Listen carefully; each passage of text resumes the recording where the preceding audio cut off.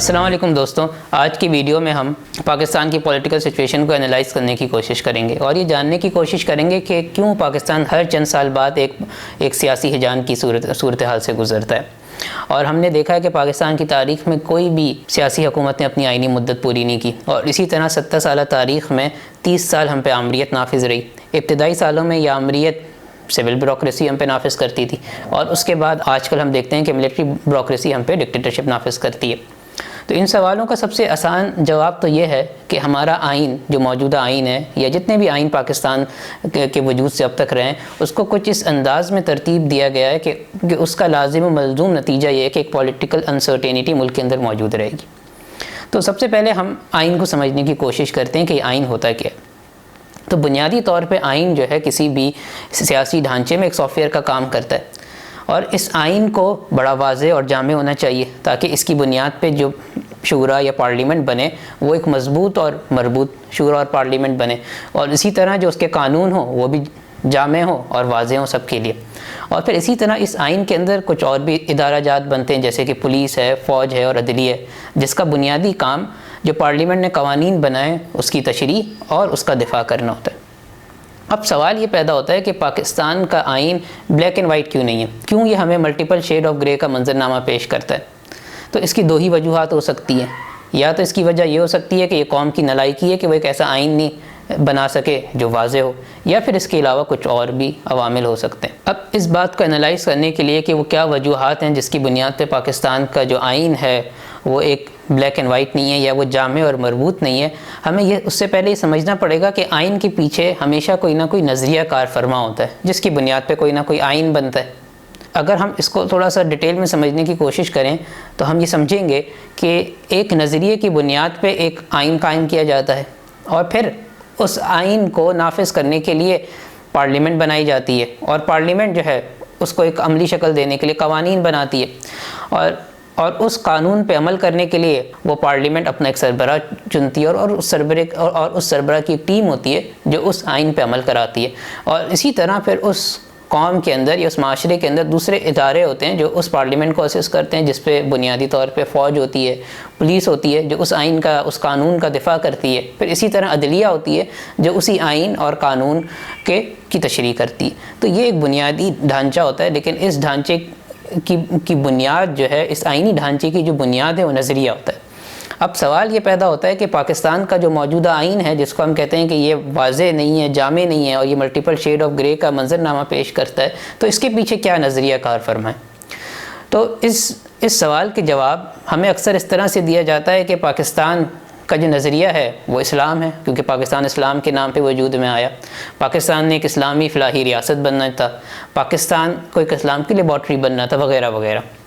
لیکن جب ہم اپنے آئین کو دیکھتے ہیں، اپنے سیاسی منظرنامے کو دیکھتے ہیں، تو ہمیں یہ سارے عوامل، یہ ساری تشریحات کہیں بھی نظر نہیں آتی، بلکہ یہ محض ایک نعرہ معلوم ہوتی ہیں۔ تو اس بنیاد پہ ہم یہ کہہ سکتے ہیں کہ ہم نے پاکستان کو حاصل تو ان نعروں اور نیریٹو کی بنیاد پہ ضرور کیا، لیکن جب ہم نے آزادی حاصل کر لی تو ہم نے ان عوامل کی بنیاد پہ یا ان عوامل کو اپنے نظریات کا حصہ نہیں بنایا اور اس کی بنیاد پہ آئین نہیں بنایا، بلکہ ہم نے انگریز سامراج سے ہی کوئی آئین لے لیا۔ اور اس کی واضح مثال یا اس کا واضح ثبوت کیا ہے کہ آج ہمارا موجودہ پولیس ایکٹ کو آپ اٹھا لیں، یا آپ ہمارا لینڈ ڈسٹریبیوشن لاز کو اٹھا لیں، وہ سب انگریز کے زمانے کے ہیں، اور اسی طرح ہمارا ایجوکیشن سسٹم آپ اٹھا لیں تو وہ لارڈ مکیلے کا بنایا ہوا ہے۔ تو بنیادی طور پہ یا مختصراً ہم اس نظام کو، اگر اس نظام کی تشریح کرنا چاہیں یا اس نظام کے نظریے کی تشریح کرنا چاہیں، تو ہم یہ کہہ سکتے ہیں کہ موجودہ نظام کے پیچھے نظریہ یہ ہے کہ اس نظام کا مقصد سلیو اور سلیو ماسٹرز پیدا کرنا ہے۔ تو یہ بنیادی نظریہ ہے، اور اس کے ساتھ ساتھ ہمیں ایک چھوٹی سی بات اور بھی سمجھ لینی چاہیے کہ جب ہندوستان کی آزادی کی جد و جہد ہو رہی تھی تو اس وقت ایک نظریہ اور ایک سیاسی ڈھانچہ موجود تھا، اور وہ سیاسی ڈھانچہ یا وہ آئین جس کی بنیاد پہ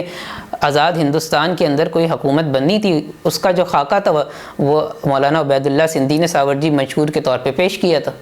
اور انہوں نے یہ جو پورا آئینی خاکہ تھا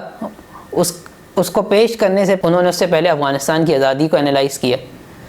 اس کے ساتھ ہی ساتھ ترکی کے اندر ایک جمہوری انقلاب برپا ہو رہا تھا، اس کا انہوں نے ایک ریپبلک وہاں پہ وجود میں آ رہی تھی، اس کو انہوں نے انالائز کیا۔ اسی طرح روس کے اندر ایک کمیونسٹ انقلاب آ رہا تھا، اس کے عوامل کو انہوں نے انالائز کیا، اور اسی کے ساتھ عربوں کے اندر ایک سیاسی شعور بیدار ہو رہا تھا، اس کی بھی بنیادی عوامل کو انہوں نے اس کو بھی دیکھا، اور ان سارے عوامل کو دیکھنے کے بعد انہوں نے انسانیت کی بنیاد پہ ایک خاکہ پیش کیا، اور وہ خاکہ یا وہ سیاسی ڈھانچہ آزاد ہندوستان کا منشور ہونا تھا۔ اب کیا وجہ بنی کہ وہ سیاسی ڈھانچہ یا وہ آئین جو مولانا عبید اللہ سندھی رحمۃ اللہ علیہ نے واضح کر دیا تھا، اس نظریے سے ہم ہٹ کے ہم انگریز سامراج کے نظریے کو ہم نے کیوں اپنا لیا؟ تو اس کو سمجھنے کے لیے ہم تھوڑا سا تاریخ کا مطالعہ کرتے ہیں۔ تو جب انگریز نے یا یورپ نے اس بات کو جانچا کہ اب تیسری دنیا کے اندر یا جو اس کی کالونیز تھیں اس کے اندر لوگوں کے اندر یا عوام کے اندر ایک سیاسی شعور آ رہا تھا، اور سیاسی شعور کی بنیاد پہ وہ سیاسی آزادی چاہتے تھے، اور انگریز یہ بات سمجھ گیا کہ اب اس کے لیے ممکن نہیں ہے کہ وہ ان لوگوں پہ یا ان عوام پہ براہ راست حکومت کرے یا ان کو اپنا کالونی بنا کے رکھے، تو آزادی دینا تو اب اس کا ایک سیاسی مجبوری بن گئی تھی۔ لیکن آزادی دینے سے پہلے اس نے اس بات کو انشور کیا کہ ہم کس طرح سے ان کو آنے والے وقتوں میں بھی اپنا غلام رکھیں، اور اس کے لیے اس نے ایک پارلیمانی نظام کا ایک کانسیپٹ دیا۔ تبھی ہم دیکھتے ہیں کہ انگریز نے جتنی بھی ریاستوں کو آزاد کیا اس میں اس نے دو کام کیے۔ پہلی صورت میں اس نے جب آزاد کیا تو اس نے جو بڑے بڑے علاقے تھے ان کو چھوٹے چھوٹے ملکوں کے اندر تقسیم کر دیا، کہیں مذہب کی بنیاد پہ تقسیم کیا، کہیں لسانیت کی بنیاد پہ تقسیم کیا، اور تقسیم کرنے کے بعد جو وہاں پہ نظام حکومت کا رہا وہ نظام پارلیمانی نظام رہا، اور اس پارلیمانی نظام کے پیچھے جو نظریہ کار فرما تھا وہ سرمایہ داری نظریہ تھا، اور اس کی جو بنیاد تھی وہ سرمایہ دار کے مفاد کا تحفظ تھا۔ اور یہ جتنے بھی پارلیمانی نظام تھے ان کے لیے جو آئین بنایا گیا اس کے پیچھے جو نظریہ تھا وہ سرمایہ دار کے مفادات کا تحفظ تھا۔ اسی لیے ہم دیکھتے ہیں کہ جتنی بھی آزاد ریاستوں کے اندر پارلیمانی نظام آئے یا آئین بنے وہ سارے آئین بڑے کمزور تھے، اور جب بھی کسی کا دل چاہا، جب بھی سرمایہ دار کے مفاد کی بات آئی اس آئین کو توڑ مروڑ دیا گیا، اور اس سے جو مرضی مقصد حاصل کرنا تھا وہ حاصل کر لیا۔ اسی لیے ہم دیکھتے ہیں کہ پاکستان کے اندر بھی جب بھی آمریت آئی، جب بھی فوجی حکومتیں آئیں یا سول بیوروکریسی نے آمریت نافذ کی، انہوں نے عدالتوں کا سہارا لیا اور انہوں نے اپنی حکومتوں کو ایک آئینی جواز فراہم کیا عدالتوں کے فیصلوں کے تھرو، اور عدالتوں نے جو فیصلے کیے وہ اسی آئین کی بنیاد پہ کیے۔ اس آئین کو کبھی بھی بلیک اینڈ وائٹ نہیں رکھا گیا، اور اس کی بنیادی وجہ یہ تھی کہ اس سے مقصود جو بھی اس سے مقصود اہداف تھے وہ حاصل کیے جا سکیں۔ اسی لیے ہم دیکھتے ہیں کہ جب بھی اس ملک کے اندر اسٹیبلشمنٹ کو ضرورت پڑی اس نے اس آئین کا استعمال کیا، اور یہ آئین ہمیشہ جو ہے اس کے لیے راستہ اور جواز فراہم کر دیتا ہے۔ اور ساتھ ساتھ ہم یہاں یہ بات بھی واضح کر لیں کہ اسٹیبلشمنٹ کا ہرگز مطلب فوج نہیں ہوتا۔ اسٹیبلشمنٹ کے اندر ہر وہ شخص شامل ہے یا ہر وہ گروہ یا ادارہ شامل ہے جو سرمایہ دار ہے یا بین الاقوامی سرمایہ دارانہ نظام کا تحفظ کرتا ہے۔ اس کے اندر آپ کے جج بھی شامل ہیں جو نظریہ ضرورت کے تحت سرمایہ دار کو تحفظ فراہم کرتے ہیں اور آمریت جو ہے اس ملک پہ نافذ کر دیتے ہیں۔ اس کے اندر وہ علماء بھی شامل ہیں جو عالمی بینکاری نظام کے تحفظ کے لیے اسلامی بینکنگ کے نام پہ اس بینکاری نظام کو ایک نیا رنگ دیتے ہیں اور ان کو تحفظ فراہم کرتے ہیں۔ اس کے اندر سیاستدان بھی شامل ہیں جو ہر وقت اپنی وفاداریاں اور اپنی بولی لگانے کے لیے تیار بیٹھے ہوئے ہوتے ہیں۔ تو بنیادی طور پہ ہر وہ شخص، ہر وہ ادارہ، ہر وہ گروہ جو سرمایہ دار کے لیے یا بین الاقوامی سرمایہ دارانہ نظام کے تحفظ کے لیے کام کرے وہ اسٹیبلشمنٹ ہے۔ اب اس پورے انالیسس کے بعد اور تاریخی پس منظر کے بعد یہ سوال جنم لیتا ہے کہ بھئی اب اس قوم کے لیے یا لوگوں کے لیے آج کے دور میں امید کی کرن کیا ہے؟ کیا یہ اس نظام کو ختم کیا جا سکتا ہے؟ کیا کبھی عوام آزادی حاصل کر سکتی ہے ظلم کے سرمایہ داری نظام سے؟ تو یہاں پہ ہمیں سب سے پہلے یہ بات سمجھنا پڑے گی کہ جو موجودہ نظام یا موجودہ سسٹم یا اس کے ادارے موجود ہیں، اس کا مقصد کبھی بھی انسان کی فلاح و بہبود نہیں ہے۔ اس پورے نظام کا مقصد سرمایہ دار کا تحفظ ہے اور وہ بخوبی اس کو انجام دے رہا ہے۔ اور جو بھی سرمایہ داری نظام ہوتا ہے وہ دو کام کرتا ہے بنیادی طور پہ۔ سب سے پہلے وہ معاشرے کے اندر ایک ویلتھ ڈسپیرٹی لے کر آتا ہے۔ وہاں چند امیر ہوتے ہیں اور ایک بڑی تعداد میں یا کثیر تعداد میں لوگ غریب ہوتے ہیں، اور اس کے ساتھ ساتھ وہ ہمیشہ اس معاشرے کے اندر جو مڈل کلاس ہوتی ہے، جس کے اندر شعور ہوتا ہے، جو ریزسٹنس کا کام کرتی ہے، جو نظام کو بدلنے کی صلاحیت رکھتی ہے، اس کو وہ ہمیشہ الجھنوں کا شکار رکھتا ہے، اس کو وہ فائنینشیل پریشر میں رکھتا ہے۔ اور اس کی ایک چھوٹی سی مثال جو ہم آج کے دور سے سمجھ سکتے ہیں، پچھلے کچھ سالوں سے IMF اپنے ہر پروگرام کے اندر ایک گورنمنٹ کو پریشر دے کے رکھتا ہے کہ آپ نے سیلریڈ کلاس پہ ٹیکس بڑھانا ہے، اور سیلریڈ کلاس ایک واحد ایسا طبقہ ہے جو ٹیکس کے نظام کے اندر چوری نہیں کر سکتا۔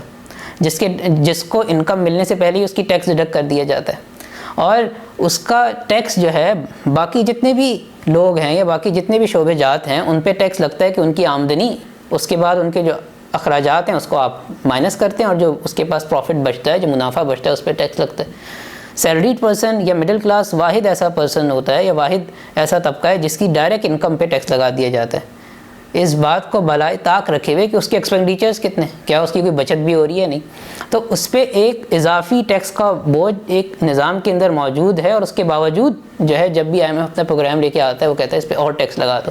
تو بنیادی طور پہ جو مقصد ہوتا ہے یہاں پہ وہ مڈل کلاس کی ریزسٹنس کو کمزور کرنا ہے اور ان کو ایک فائنینشیل پریشر کے اندر رکھنا ہے اور الجھنوں کا شکار رکھنا ہے۔ تو یہ تو ایک بنیادی نقطہ آپ کو ہمیشہ ایک سرمایہ داری نظام میں دکھے گا۔ دوسرے درجے میں ہمیں ایک اور بات سمجھنے کی ضرورت ہے کہ موجودہ دور کے اندر ادارہ جاتی نظام کا دور ہے، ٹھیک ہے، یہاں پہ کوئی بھی ملک یا کوئی بھی نظام یا کوئی بھی آئینی ڈھانچہ اس کی عملی شکل ایک ادارہ جاتی نظام کی صورت میں ہوگی۔ وہاں پہ فرد کی کوئی حیثیت نہیں ہے، وہاں ہیروئزم کی کوئی حیثیت نہیں ہے، ایک شخص آ کے مسیحا بن کے قوم کو الجھنوں سے یا مشکلوں سے نجات دلا سکتا۔ ایک ادارہ جاتی نظام موجود ہوگا، اس کے اندر ایک شخص، اس کے اندر بہت سارے افراد لمیٹڈ پاور کے ساتھ کام کریں گے، ان کے سرٹین SOPs ہوں گے جس کے اندر رہتے ہوئے انہیں کام کرنا ہوگا، اور جو بھی شخص ان SOPs کو توڑے گا یا اس پاور کو ایکسیڈ کرنے کی کوشش کرے گا اس کو سسٹم باہر بھیج دے گا۔ تو بنیادی طور پہ یہ دو باتیں ہمیں سمجھنے کی ضرورت ہے۔ اب آخر میں یہ سوال جنم لیتا ہے کہ وہ کیا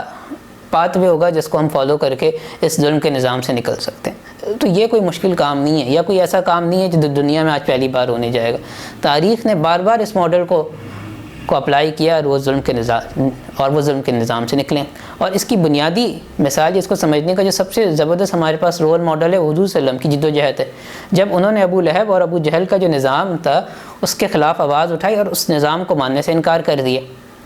اور اس نظام کے خلاف انہوں نے سب سے پہلے ایک جماعت تیار کی۔ انہوں نے خود اکیلے جدوجہد پہ نہیں نکل گئے بلکہ ایک جماعت کو تیار کیا، اس کو شعور دیا، اس کو نظام چلانے کی تعلیم دی، اس کے اندر خودداری پیدا کی، اور اس کے بعد پھر اس جماعت نے ایک نظام قائم کیا، اور اس کے بعد پھر ہم سب تاریخ جانتے ہیں کہ مسلمانوں نے کئی ہزار سال جو ہے دنیا پہ حکومت کی۔ تو بنیادی طور پہ آج بھی اگر کوئی نظام یا ظلم کے نظام سے نکلنا ہے تو اس کا کوئی شارٹ کٹ نہیں ہے، بلکہ ہمیں اسی سائنٹیفک میتھڈ کو فالو کرنا پڑے گا، جس کی پہلی شرط شعور حاصل کرنا ہے، نظام کا شعور حاصل کرنا ہے، انسانیت کی بنیاد پہ کس طرح سے نظام بنایا جائے گا اس کا شعور حاصل کرنا ہے، اور اس کی بنیاد پہ ایک جماعت بنانی ہے۔ تو آج اگر کوئی شخص یہ نعرہ لگائے کہ میں نظام بدل سکتا ہوں، یا میں موجودہ نظام کے اندر رہتے ہوئے کوئی تبدیلی لا سکتا ہوں، تو یا تو وہ شخص جھوٹ بول رہا ہے یا وہ شخص نالائق ہے، کیونکہ آج کا دور ہیروئزم کا دور نہیں ہے بلکہ ادارہ جاتی نظام کا دور ہے۔ اس کے اندر اگر ایک شخص یہ کہے کہ میں موجودہ نظام کے اندر آ کے تبدیلی لے آؤں گا، تو یہ بالکل ایسا ہی ہے کہ جیسے آپ کینسر کا علاج ڈسپلین سے کریں۔ اور ہمیں یہ بات بھی سمجھنی چاہیے کہ موجودہ دور کے اندر